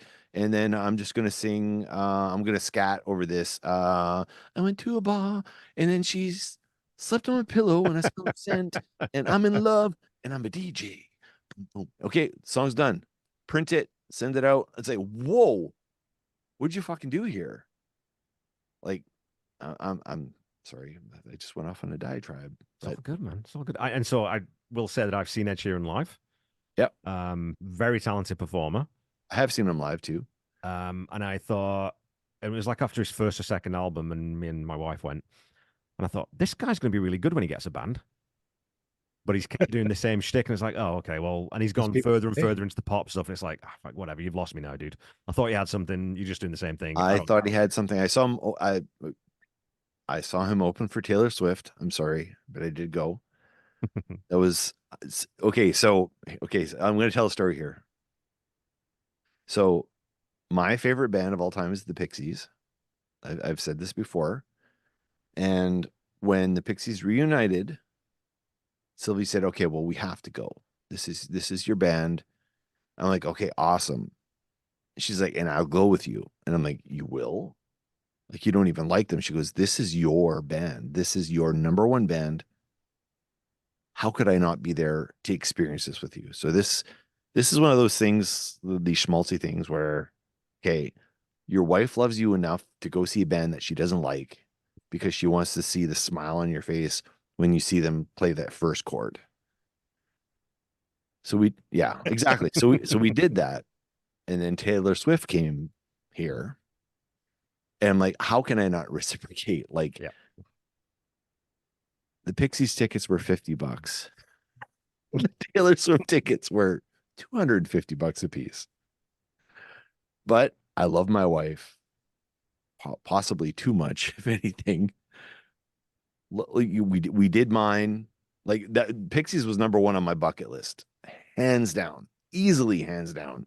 Taylor Swift was #1 on her. So we went, we did her thing, and this, ginger kid comes out with the red hair and the guitar and a whole bunch of fucking pedals, and he plays, and we're like, fuck, why does she have this guy opening for him, and why is he so amazing? And we were like blown away. Like, this guy's really, really good. I remember Todd using digital delay and creating all these multi-tracks and playing by himself with a rhythm and another rhythm and then a lead over top and all this stuff. And I'm like, he's doing the shit Todd was doing. I'm like, holy fuck, this is awesome. And he was great. And then he just kept doing the same thing. And I thought the same thing. Like, he's too to have a band to put it together. And he got a chance with Taylor Swift. I'm like, all this money thrown at him, and he's still doing the same thing. He's like, he's still in the studio going, okay, I'm going to use this drum pad, and I'm just going to, okay, we're done. And then, it just. And he's making a lot of money doing it. because he's got Yeah. no bandmates to pay. I was just thinking though, so about $50 for Pixie tickets and probably about 250 for Taylor Swift. Yeah. Todd, I think your brother got played, man. I think his wife played the long game on that one. I'm going to go see Journey on Monday. Oh, nice. With who else is playing, Todd? Toto's opening for them. Talk about drum gods. Yep. I'm a little jealous actually. Well, let's move on because we've got some more guitar on the next Yes. song. Okay. Saving Grace, Go. which is a solo album, the last solo album, Highway Companion, and it's the only I call it the true solo album because every song is a sole write by Tom Petty. There's no co-writes on it anywhere, and it's only Tom Petty, Jeff Lynne, and Mike Campbell on this album. There's no other musicians. Oh, I didn't realize that. And Tom Petty plays the drums on this album. Wow. So, Huh. My take on the on Saving Grace was the beginning of it was almost sounded like George Thorogood, one bourbon. That's the note. The groovy tone, right. And the voices are really good. This was actually number one on my list. Nice. Yeah. It always reminds me a little bit of LaGrange too. You know, the LaGrange, Yep. It's got a great breakdown too. You know, it goes It's got that breakdown in the middle. So again, it's not overstaying its welcome. It's not Boogie woogie. Yeah. How about you, Sean? What about this one for you? Oh, it's just I said this sounds like one bourbon, one scotch, one beer, or LaGrange, which I think that might be one of the songs that Todd and I have played the most was LaGrange. Oh my God, we played it in every band possibly, maybe, but I don't know if we played it live, but well, that's one of the most fun drum fill intros to any song. Yeah. Yeah, exactly. This one was fun. I liked this one. It was but what was weird though, like because I'm expecting the vocal delivery to be the same as those two songs or like compared to one of the two songs. And it was very, very interesting. It was like he's like, oh, I know it may sound the same, but it's a different song. So I like how he went in a different direction. He could have just been, following along, but he didn't vocally because his verses don't make sense in terms of pentameter and ABAB, and he doesn't use any of that shit. He's like, no, I'm telling a story, and whatever it takes is what I'm going to use. So yeah, I does did that lots though. Petty does that lots where he'll play, like you said, you've hit the nail on the head. It's well, this is the story, this is the line I need, so I'll figure out how to sing it later. Yeah, if it's got too many syllables, I'll figure out where I'm going to put it. Look at the syllables for verse 1 versus verse 3. It's like they're not the same, and then like every verse is like the count doesn't even add up. Yeah, but I prefer that on songwriting. Like if you're following a formula, then go be Ava Max, go be Ariana Grande. I want a grande. I'll just get a venti. A venti. but they all follow these formulas. It's like 1, 2, 3, 4, 5. 1, 2. Like it's so like every beat of every lyric is exactly the same, line to line to line to line. Okay, now we're in the chorus. It gets boring, right? Yeah, it's boring, and that's what it is. That's most pop music these days. It's 3 chords if you're lucky, like you said, the same beat, and it's just like, come on, give me something. No intro. When was the last time you heard an intro on a pop song these days? You're in like 4 seconds every song, right? Actually, I've noticed with some of the stuff that Abby listens to, it starts with the chorus. Yeah, they're singing the chorus right from the get go. It's like, no, you got to tease the chorus. You got to get to the chorus. You got to have little accents of the chorus in the intro of the song, and then maybe like some lead in the verse, and then you get the bridge that lead. Nah, fuck subtlety. Nowadays it's like, we got 3 minutes to get this done, so let's just go sell the product. Yeah. I got to get Todd to listen to. You know what? I think that's a future episode, Todd. I'm going to make you listen to Ava Max so you can be subjected to the torture that I'm subjected to every week. Okay. And get you to comment on what you find. Okay, sounds Okay. good. Okay. I look forward to that show with bated breath. I cannot wait for that show. It's going to be so much fun. Now I'm going to have to listen to Ava Max though as well, which, oh no, maybe I'm not looking forward to this. No, probably not. Okay, well, we're going to finish up with the last album that Tom released. We're going to skip over Mojo, which was a really cool album that you might want to give a listen to sometime too, because that was Wait, recorded live off the floor. Okay, wait. So this Yeah. is the last album before he passed then? Fault Lines was the last, well, the last Heartbreakers record. He did do a second album with Mudcrutch because, oh, by the way, he went What? back and reformed his early band in 2012 and they released an album, go on tour, and instead of playing big arenas, they just play 1,500, 750 seater little venues because Tom just wants to go and play bass guitar with his friends again and go play a bunch of different songs. Wow. Yeah. That's wicked. So this I is like his that a last lot. Heartbreakers record, yeah. So Hypnotic Eye is the album, 16th and final studio album.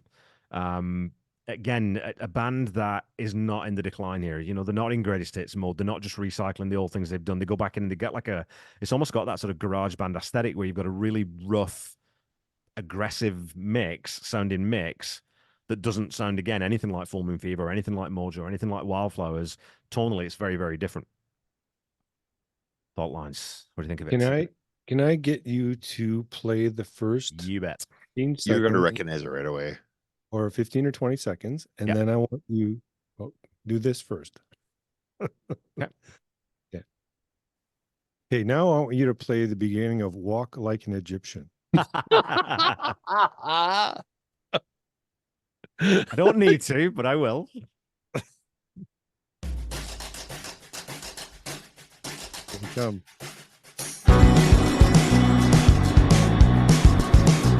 Same bass line. I see Tom Petty walking down to the corner store. Now I want you to play the beginning of Guitar Zan. Oh. Wait a minute. Guitarzan. Oh, you got to play it. You have to play it now. Ray Stevens here? Is this one? Yeah. Fucking great. He's free as a breeze, he's always at ease. He lives in the jungle, hangs by his knees, and swings through the trees without a trapeze. Well, so did the Bangles plagiarize Ray Stevens? Oh, yeah. I'll bet you that bass line and that lick, because it's basically just a bossa nova, right? When you listen to what Ferroni's Oh, yeah, doing it's a on the bossa drums, nova. Yeah, absolutely it is. it's really kind of the only bass line you can play there, I think, Todd. When I heard it, I went, Oh my God, Guitar Zan, Todd. That's fucking awesome. I've never heard that. I've never heard that song. That's really, really Have cool. you never? Do you know who No. Ray Stevens is? I've heard the name. Don't think I've ever listened to him. Okay, you know Ellie, what? The call me next CMPU is going to be Ray Stevens. Deep dive on Ray Stevens. Yeah, fuck yeah. You could do 12 episodes, pick 12 of his best songs. It would be comedy gold. Just saying. So I would say that what separates Fault Lines from both of those songs is that buzzsaw guitar attack that Mike Campbell's using. It's a Yes. really Oh, yeah. filthy, dirty tone. I love it. This is my number one out of all the songs. This is the one like, oh yeah. Cool. I love a good bossa nova. I like the I love the beat. When I play nowadays, because of my exposure to Portuguese culture and Latin culture, like from South America and stuff, I love those like Latin beats so much. Like they're so much fun to play. Just that offbeat on it. It's so much fun. It's so much better than dun, dun, dun, dun, Which is fun too. which is fun, but I've done those to death. So now it's like I want to try something different. So, you know, I'm not gonna play Cold Sweat by James Brown, but I want this I'll play because this and lately we've been listening to like a lot of Latin flavored music. You know, I've got two girls, right? So Encanto, and the music in Encanto is like fucking phenomenal. Fantastic. I can't remember the guy who does the music for that one. Also did Hamilton, and he also did what's his name? Coco, I think, as well. All that music is like this guy should be the biggest artist in the world. He's so talented. So all those sort of offbeats, Like those Latin beats are just like, oh, they're so much fun. As a drummer, like and the drummer and the bass player, like Yeah. in this song, like they're just like boom, like just there's no way they're not fuck you, Tom. We're looking at each other, we're just playing with like no, we got to think you can follow us this time. You're gonna follow us. Like that's totally what it is. I When love that syncopation. sit down and play this one though, because what Ferrone's doing on the ride bell that I love that. Uh-huh. It's Yeah. getting the timing of that. Uh-huh. It's very difficult. I can't quite get it, man. I just can't. I can play the notes, but I can't swing it the same way he does, right? Like it's Yeah. that Well, little because they're thing that hitting some the drummers notes and have. there's the swing, Yeah. and they're sometimes they're off, like they're off of each other, like are not together. I mean, like they're just, oh, there's the swing, but oh, there's the Yep. there's the count, and the count is almost not like 1, 2, 3, 4, 5, 6, 7, 8. It's 1, 2, 3, 4, 5, 6. Like it's just Yeah. different. Like I don't know. It's fun as hell to play. Oh yeah, absolutely. If Great you can lyric, get it. a great lyric again in this one too, though. I love, on the high wire above the wildfire, an old acrobat on faulty cable, still he's able not to fall flat. And again, you talk about making, because that's like you said, that's a sentence, a big long sentence, but he's managed to fit that into the cadence of the song. Yeah. And I got a few of my own fault lines running under my life. So it's that again, it's that unease of Yeah. my mental health isn't, I don't know where it is right now, and there's some cracks under there that might start to appear. What do you think, Todd? I just couldn't get over the way it sounded like guitars. Right. It's tough though, right? If that happens in a song, you can't move it. Like it's just like, yeah, I can't hear anything else now. It's just it's too hard to do. But it's got that groove, yeah, like that bossa nova. It's got it's like a full step, half step, quarter step. Like it's not consistent. Yeah. Like, and they throw a couple of extra ones in there just as for good measure. Yeah. And then you get that break in the middle too, and just leave it to Mike Campbell. Down, down, down, down, down, down, down. Such a cool tone. Yeah, I love it. I think it was by this point of the 8 songs that I'm like, okay, this guitar player is actually pretty damn good. Yeah. Why don't people talk about him more? He should be in the conversation. It's just like Alex from Dome, like the guitarist in our player Dome. Sorry, the guitarist in our band Dome. He was not like, hey, I'm the guitar player, watch my lead. We didn't have there was no leads in any of the songs, but he was just so fucking tasty in playing for the song every time. Like that's hard. It's hard to, like, in the 80s when every song had a guitar solo in it, and it's just like Shred City, but it's almost like, hey, by the way, I'm the guitar player and I'm awesome. But to actually not have a solo in a song and still hear the guitar as being phenomenal, which is, I feel, what he does. Yep. It kind of stands, it kind of stands out. It's like, hey, this is actually pretty good. Like, but he's not getting recognition because he doesn't have shredding solos all the time. Yeah. But you got to listen to all the little as I say, he puts a lot of Christmas on stuff. There's like a lot of little bit extra glitter on stuff, like a little bit of extra, ornamentation. Yep. That's going on. It's like you really need to you have to pay attention because there's stuff going on all the time with him. Yeah, and he sort of plays different styles. He'll play any instrument. He's got that. What's the bloody instrument? There's a song called "It'll All Work Out" on "Let Me Up About Enough," and he plays. It's kind of an Indian instrument. It's not a sitar, but it's something that's got movable bridges, so that you can change the tuning of the instrument really, really easily, and the bridges just slide up and down. So it's this super weird thing.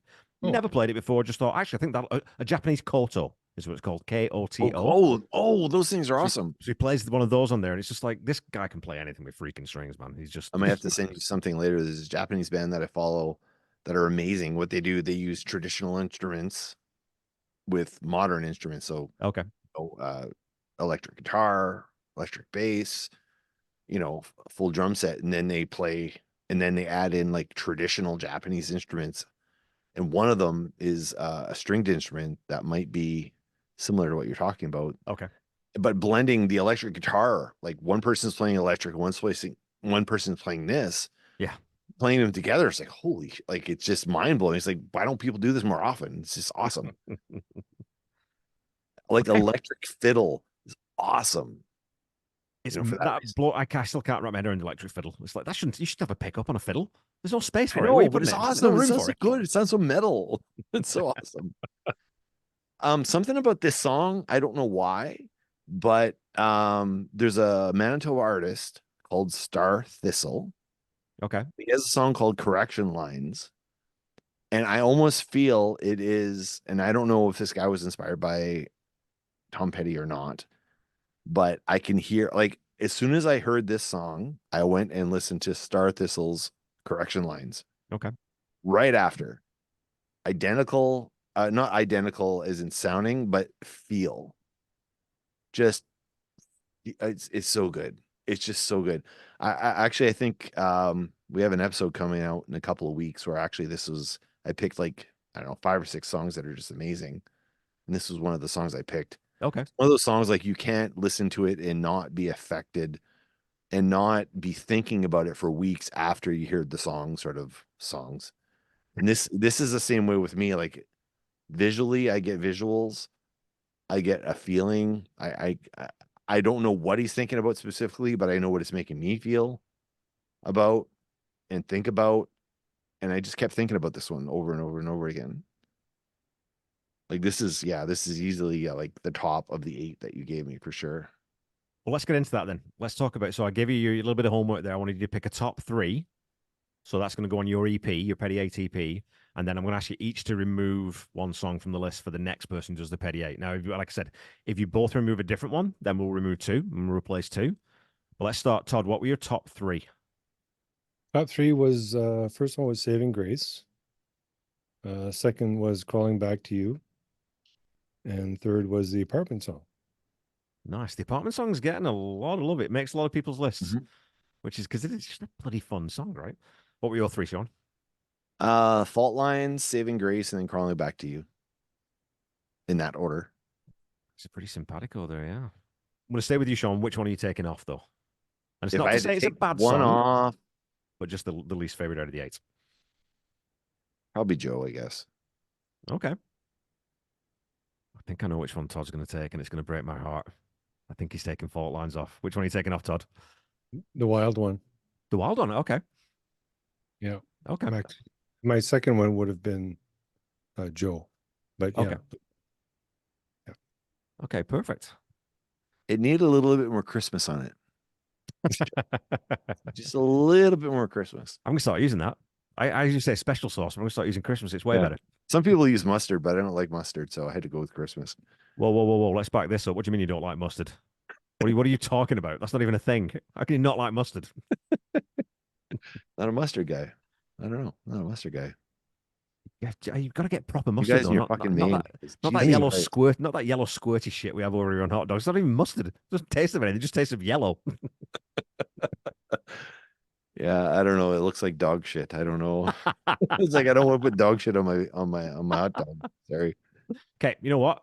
Let's start wrapping things up, boys. Tell the people where they can find. Tell people where they can find the podcast. Tell people about Dome, where they can find your music. Bros Before Gin, all that good stuff on Bandcamp. Let people know where they can find you. Todd, you want to start with the website? Because you say it's sexier than anybody. Well, you can find us at SeanMcGinity.ca. That's SeanMcGinity.ca. It went from sexy to my pants just fell off. Never mind the girls. We have a bunch of stuff. We do have some stuff on streaming, like on all the streaming services, but don't fucking go there. Don't give them any, we get nothing for that. But we have Dome, wpg.bandcamp.com. Our full album is there. It's got lyrics and stuff. You can buy digital. If you want to buy a physical, I will send you one. And you can also get Dome, which our album was the kitchen sink album, and you can buy it digitally. There you go. And that is brosbeforegin.bandcamp.com. The album's there. However, the album that this gentleman is holding in his hands is the full version of the album. The digital version of the album does not have all the tracks. That's purposeful. You should go buy the physical copy. There's 5 tracks on Bandcamp. There is 11 tracks on the CD. So go get the CD. message me through Bandcamp, and I will send you the full version of it. I tell people at the end of every single episode of the Tom Petty Project, go buy physical media. Hell It yeah. makes a difference. It makes a difference to artists. It makes a difference to local businesses trying to sell music. Don't stream as much as you can. Yeah. I'm going to make a quick recommendation. I just bought a cassette. Oh. Only available on cassette. There's a local band called Tinge, Tinge. Fucking phenomenal. It was my favorite album of 2023. And I will fight. I will die on that hill. I've never felt so intimate with an EP before, or in a long time anyway. It's phenomenal. This artist is ridiculously good. Way too good for a first album. Now on cassette. Do you have something to play it on? Yeah, I got a cassette cassette player up there. Cassette CD. And I still have tons of cassettes. I bought I can see that. Yeah. Yeah, no, I bought I have a few cassettes that I've been picking up lately, and it's like I can still play it up here. I can't play it in my car, but you can buy. I have one a thing that I can plug into my car to listen to cassettes. So Okay, well, thanks so much. Everyone who's listening, like I said, go check out Sean and Todd online. I've got all the links in the episode notes for you, and we'll see you next week to talk some more Tom Petty.